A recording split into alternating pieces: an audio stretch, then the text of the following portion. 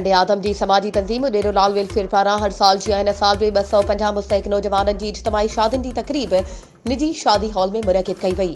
तक़रीब में मुसलमान, ईसाई, हिंदू ऐं ॿियनि मज़हबनि जे जोड़नि जूं पंहिंजे मज़हबी रस्मनि रिवाजनि मूजिबि अदा कई वयूं। तक़रीब में शहर समेत पूरे सूबे जे सियासी समाजी मज़हबी पार्टियुनि तंज़ीमुनि जे अॻवाननि समेत घोट कुंवार जे माइटनि वॾी तादाद में शिरकत कई।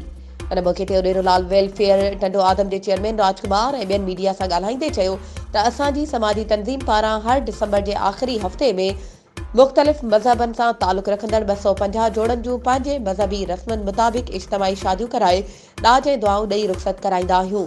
इन तक़रीब में पूरी सिंध जा सखी इंसान माली मदद कंदा आहिनि, जिन जे सहकार सां घोट ऐं कुंवार पंहिंजे घर वारा थींदा आहिनि।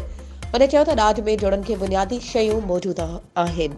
वधीक ख़बरूं ऐं अपडेट्स जे लाइ असांजे चैनल खे सब्सक्राइब कयो ऐं हा, बेल आइकन खे प्रेस करणु न विसारिजो त जीअं असांजी हर नई अचण वारी वीडियो तव्हां ताईं पहुची सघे।